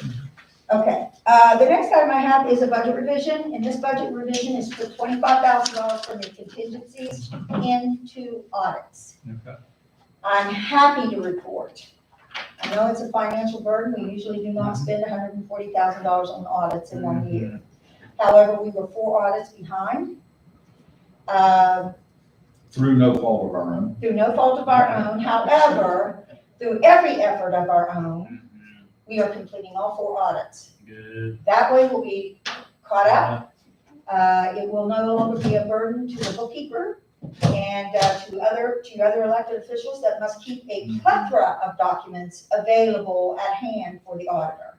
So I'm happy to report that we had about $118,000 already in there, and we need $25,000 to fulfill all 4 audits. So that's my budget revision, is to decrease your contingencies by $25,000 and increase your audit cost by $25,000. Is that the only other budget revision?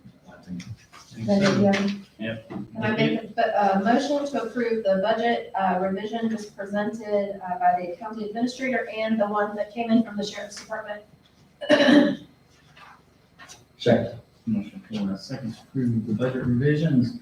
Commissioner Stan? Yes. Commissioner Price? Yes. Yes. One other note, you're going to have exit interviews with the auditor on all of these. Okay. I've requested that they be reviewed and ready for presentation. So rather than running an auditor here 4 different times, I'm trying to coordinate at least your 18 and 19 with one and your 20 and 21 with one. And that way that will keep them, and this will be in public. it just to address your findings. Okay. There'll be no decisions, they won't give you any advice, it's just basic information. We can do it in a work session, but we want to make sure that the public understands our audits. Okay?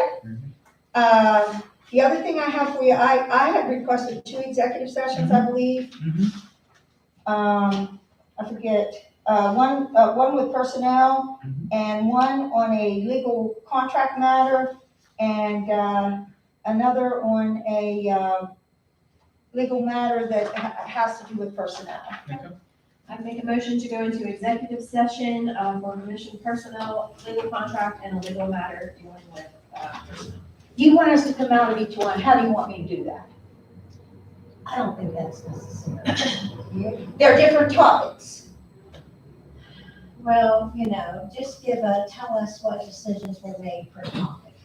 Okay, can I do this? Can I just peek my head out and say, okay. To move to the next thing. As long as Dawn says each one, when we come out, no action, no action, no action. If right. that's the case, then Or whatever, if there is a decision, whatever it is. All right. All right. Now, I just gotta make sure I do have some documents that I gotta. Commissioner Singh? yes. Commissioner Price? Yes. Yes. All right. Did you need budget revision, copy of budget revision? Yeah. You guys need one? Can you make a copy of one? This is my last one. How was it? All righty, then. We'll be as fast as we can. But you got that 10:30. Yeah. Man, it's been a busy day, hasn't it not? The first item.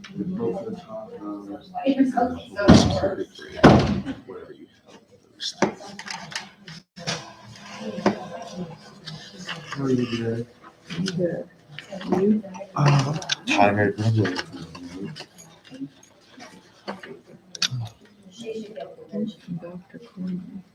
The email. You might not have that since I don't think, yeah. I'll just give that to the commissioner. Do I need to get purchase order for everything? I don't know what he's asking for. I was gonna see, check budget revision from the sheriff's I'm department. getting a quote from the and the. So there's no line security grant here. That's not what I want. I want to look at the budget revision. The contract. Yes. If she could just, I just need a look, you got the amount you call it, the amount. That's the one from Blaine. I'm gonna probably use this weekend, but Oh, you get it, no, I don't need that. but, But you didn't have paper. who, that's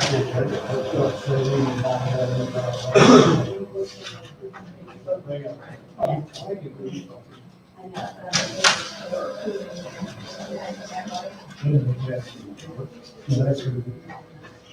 And then something.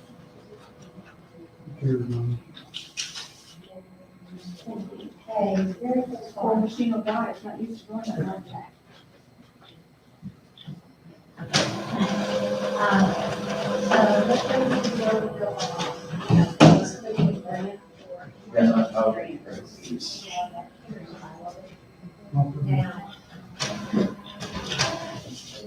Sheriff's Department, my morning. Anyway, I have to ask for permission to throw a blind up in that field to the left of y'all's building. Yeah. Yeah? No hunting down there. No hunting? All right. Thought it was worth I mean, they asking. thought, like, since we moved down there, we don't allow any, like, hunting of that kind. I mean, they can do mushrooms and allow people to go down and do that, but. No bow, yeah. I mean, you can ask them about it, but not right around the center because of the. Yeah. they just never did. Oh, yeah, obviously you would only want to shoot at that like Now, a lot of 45 people- down into the valley. Now, a lot of people go down past the tower down there, Yeah. and that's Camp Dawson property, but I don't know. how- Yeah, I was gonna say, I don't think I want to trespass in Camp Dawson. A lot of the military guys park up in Harlem and walk down there. That's cool. Yeah, when I came up for that pre-bid meeting, there were like 8 or 9 deer just in that field. And then across the road, there was a whole flock of turkey. Oh, yeah. And nobody, you can't be shooting them. That's why we like it over. We get to watch the turkeys cook food and Do they? That's so Can't cool. buy candy, but them hand fed over there. That's so cool though, actually. It really is. We raised deer one time, Amy and I did. Well, we're like the nursery around home. Somebody hits them with a mower. It's only a rehab house. Old Ralphie was his name. He's still around. Pull her out. Yeah, he got this year, he got a little spike and a little scrub.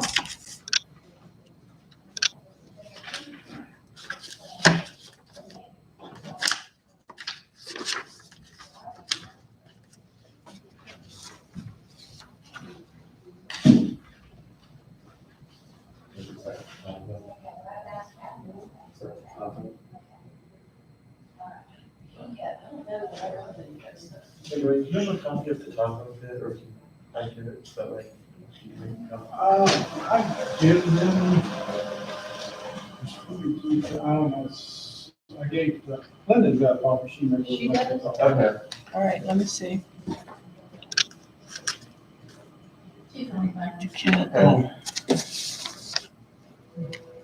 Oh, I do have it, I'm sorry. There's the other one. There's the other critter we rehab. Yeah.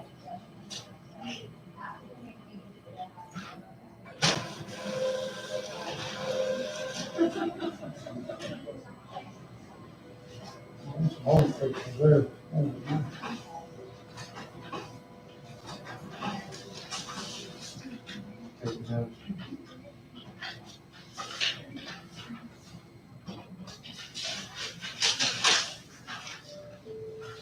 There's one we rehab. Oh, that's a cute little squirrel. Peanut. Peanut. Yeah, Ralphie, that old thing, he just a joy. Hard to worry about when you get back out in the wild, dude. Did you get this? Yeah. This is the letter, because I wrote you and asked them if there were any, they got over the southeast, sales for government. So this is actually like a car company. Yeah, this car, it's a PPV, it's a police pursuit vehicle. It's not like a regular car, there's special brakes or special law thing going there. That's cool. So then after you got this, that's when you did the extensive searching. Yeah. Over Chapman Yeah. group. Cool. Thank you. Yeah, I mean, like I told them, I was really surprised we even found that. Yeah. And they're telling us right now, we can order in August in 22 or 23. GM is doing it? Yeah, it's pretty interesting. I think they opened up the 22 bids, but PPV was gone, it was completely filled the year up in like 2 weeks. Wow. So 22s are basically unavailable unless you know somebody, Wow. that got the order in and has like extras, Yeah. like this guy. That was probably one he just ordered for a stock vehicle because the sellers, because they're under, I don't know if they have on the thing, but he's under, Yeah, fleet. this guy here that he's from, but this guy's, he's over government sales for this company. Okay. Well, it's a, yeah, for government sales. Because if you bought, you went out and bought this is what you would probably, what your starting price would, well, no, this one. And that's after the discounts and all that stuff, so it's what we would think. This is your normal price and then we give you a reduction. Yes, that's 7.2 thousand.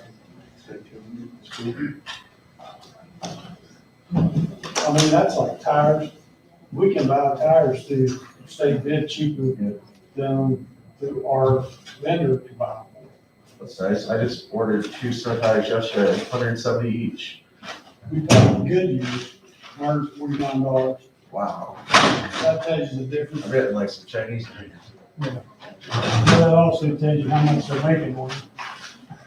Yeah. Well, and I guess now, but the trouble with the PPVs is GM's always sold that to get their share of the market.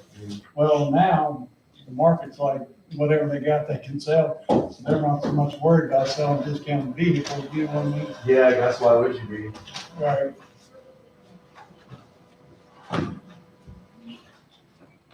Looking for a bill. Particular bill. I'm glad I'm not paying these bills. Well, I guess my tax dollars are. Unless they're always new. I don't think. Yourself. If I could just sneak my cell phone in my electric bill, I could retire. I'll tell you what, these help me. I think mine's over $100 a piece. And that, Mine is like $80 for everything. that's good. Mine's Just like me, but I'm paying all the $270 a time. month for three of them. All I got moms and me, Christmas. You always have to.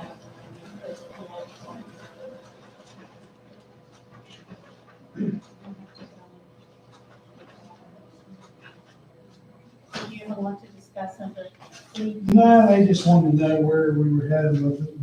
And not really, I mean, it's just, I've got to break it down into, so they can see cars under 75,000. But when Dan bought that, one thing worries me, we hit that bunch that he bought like 8 at one time. Oh, yeah. That's going to hit pretty hard when we get that year, but. I mean, before we were just kind of on a roll and we had 2 or 3 a year, and that's what it is, so. It's gonna be complicated. Now I'm trying to get to where we don't have to kind of do that money, so. I was just real upset because when Crawford, that side by side, hit him and told that one Explorer, which doesn't say much for Explorer, but side by side. Anything. But, well, it actually didn't end up being all, because we actually ended up buying back the parts. I bought back the parts because they had a brand new transmission, they had just put a new transmission in it, and the engine has been there like 40,000. What year is it? I don't want to tell, but I think it's around 17, 18, somewhere. Because I've heard, well, I have a 16 Ford, and I think it's okay on transmissions, but I know a lot of the 18s and older. I'm telling you what, you should see the maintenance on that. Man, you couldn't run that stuff. I don't know what it See, is. I've had nothing, except I've got 60,000 on it now, I did transmission, I'm just saying, brakes, and. yeah, but you're talking your driving, we're talking their driving. They just not, because when we started, with It's the a bridge. we went down to Special Bridgeport, then together, and they were like, yeah, we're not buying more clothes, because they had a couple of procedures. The Tahoe's come back in, suspension and stuff, and the Tahoe walked them out. Well, and it's kind of rotates. 1 year, one company's got a good one for a while, then you get, for a long time, they won't get Dodges. Well, the thing about Chevrolet too is resale value problems. Right now, resale value will be Yeah. Oh, yeah. It runs, it's good. My oldest son said his truck for 24,000 more than the other one. I've been paying that several times. Well, he had another one, so.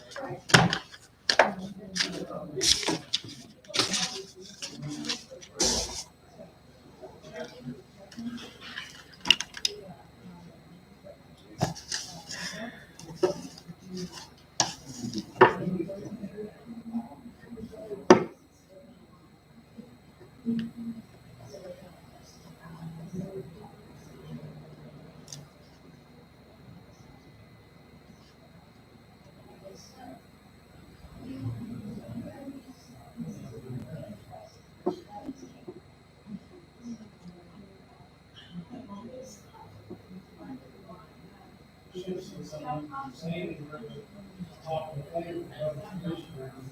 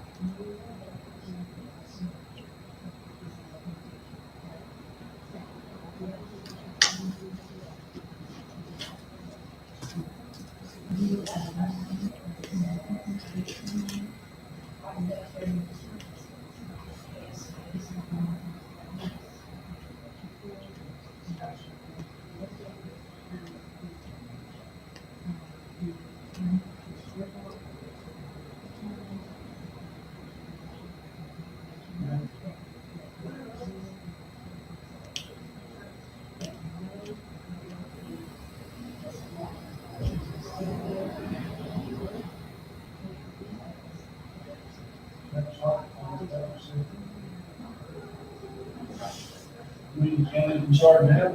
Well, I mean, so maybe, so I said they had other counties.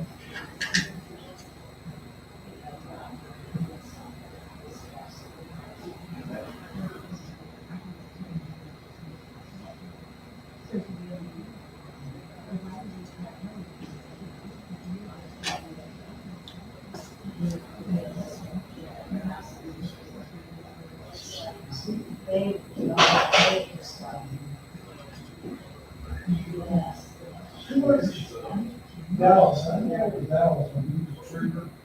We saw by a hunter one time, he said that, he had a wheel in the back. He said, I said, I don't know, for this, and back up for the other. And they were spraying, I don't know, it's out there, and then, I said,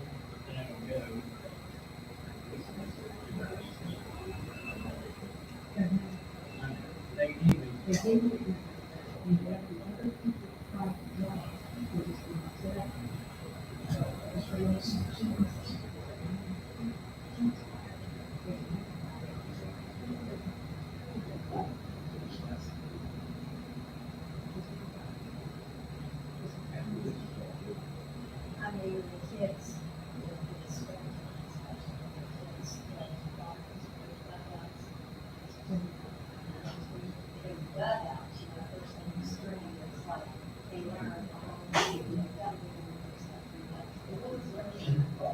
Well, on the videos and stuff.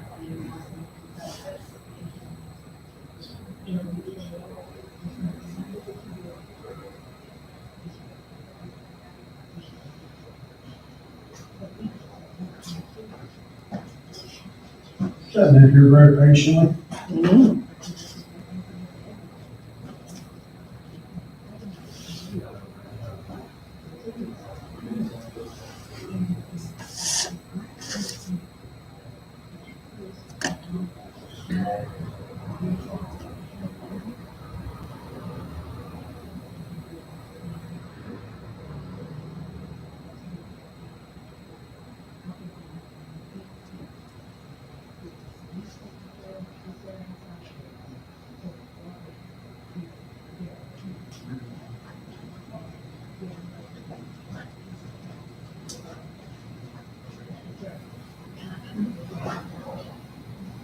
Probably not.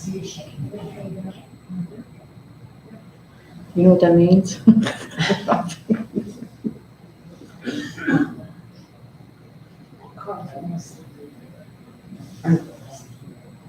Yeah.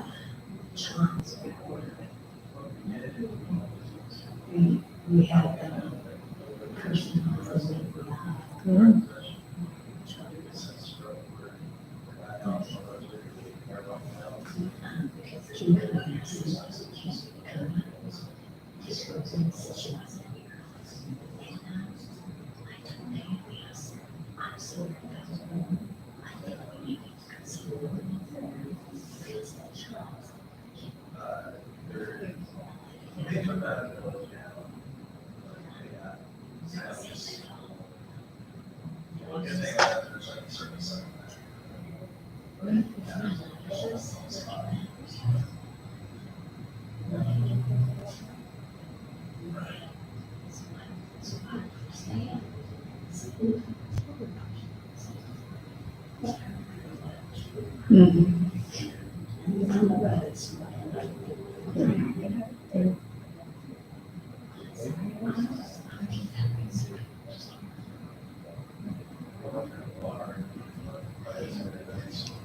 Is Kim okay? Have you talked to her? Is she okay?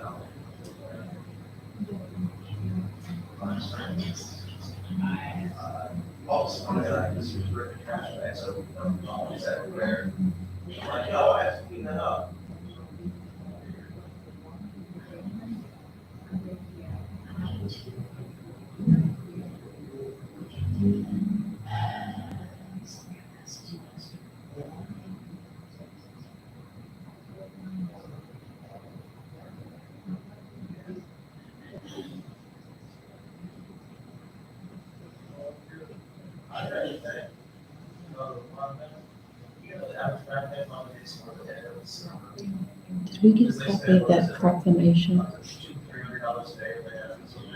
Kim Riley?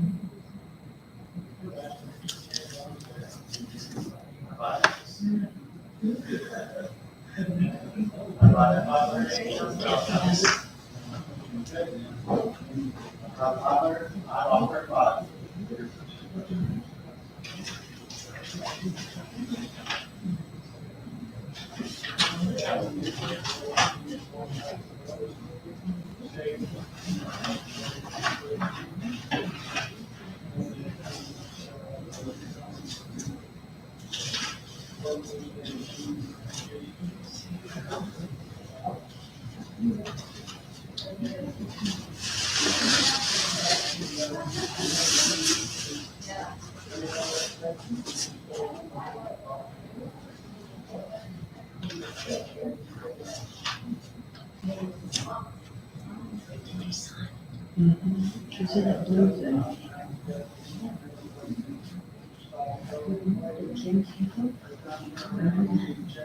Maybe Kathy has it in here.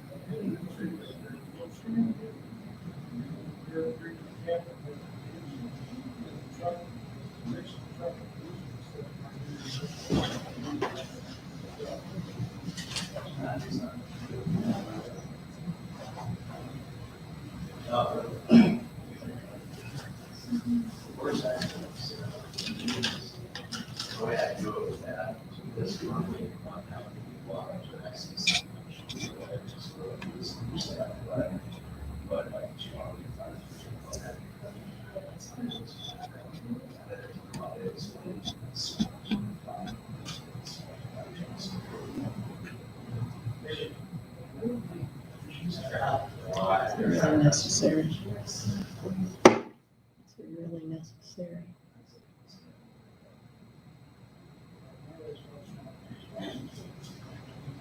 Yeah. It's a 306 Street. I'm sorry, I have to leave.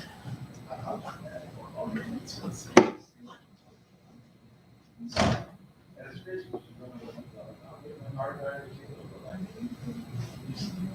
If I stumble around 7, that's it.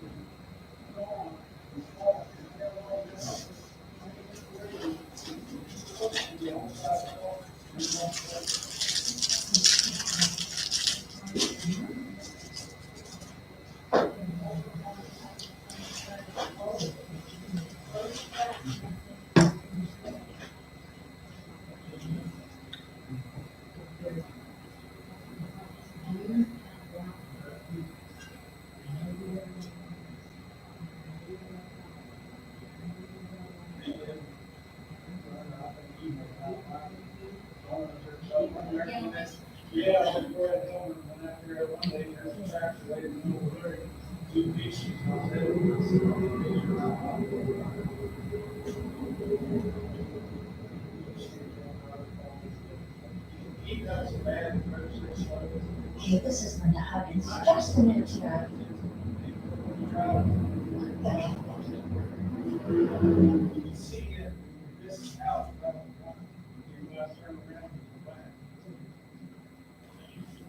Hey, it's Linda Huggins.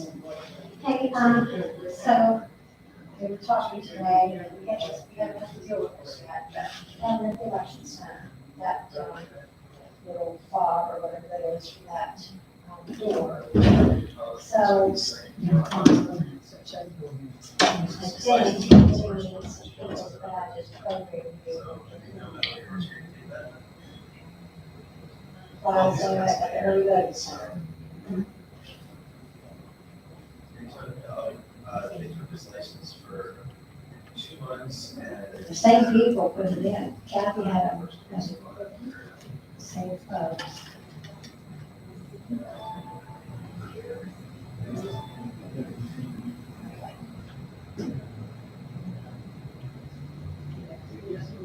Well, yeah, well, like for example, mom, I should be able to spike mine on it. And they're gonna start using that for a meeting room. So it's made this, carbon protection room is gonna go down here. I have to swipe to go in. That's the only way I can get in. Because otherwise, they have to go through this space for the election equipment is, and that's never. So.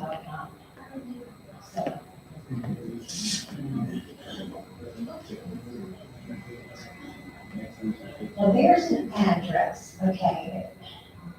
So there's the security company. Is this who you need to talk to, the security company? Or do you need to talk to the totally different? Oh, totally different. Okay, gotcha. Okay, all right. Yeah, You'll be retired, so just. because I'm just sharing with you, I have it all under security, but I can unsecure that room. So that's what I can't see it. I can't see it, I just know that the security's turned on or off.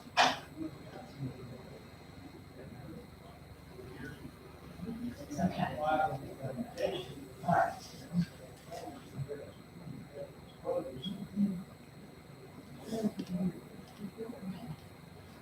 I don't think they need it immediately. They just, yes.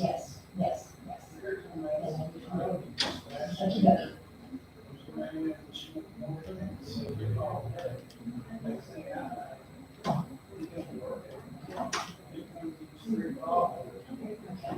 All right. Okay. All right, Justin, thank you. Okay.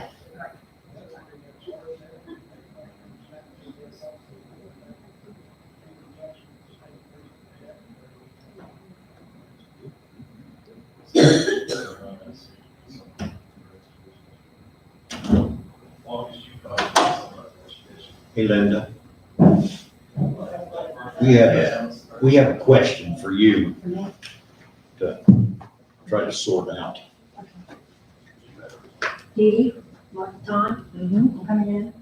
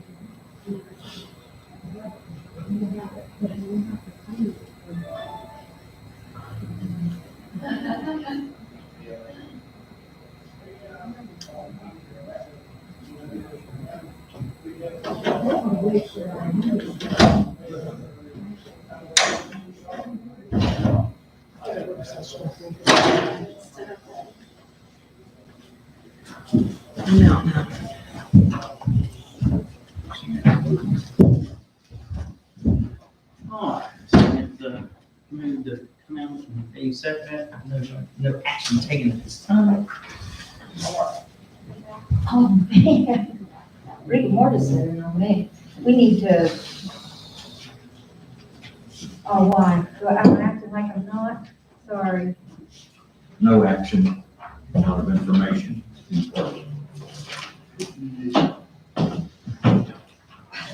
All right.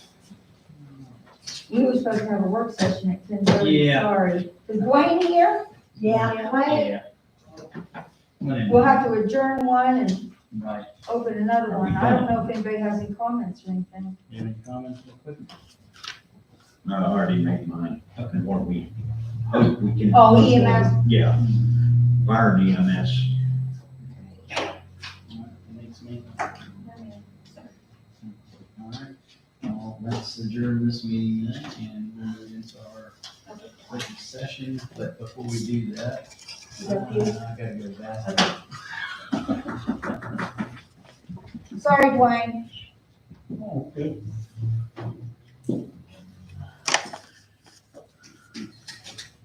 Did you take a Hey, picture did of you those take a parts? copy of the bid?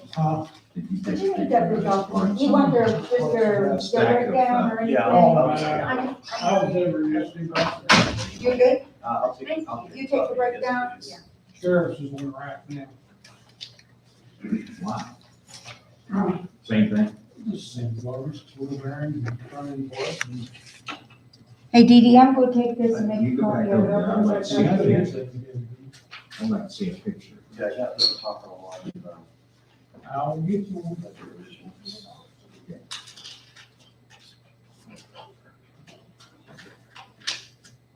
You did? Oh, hey, Samantha.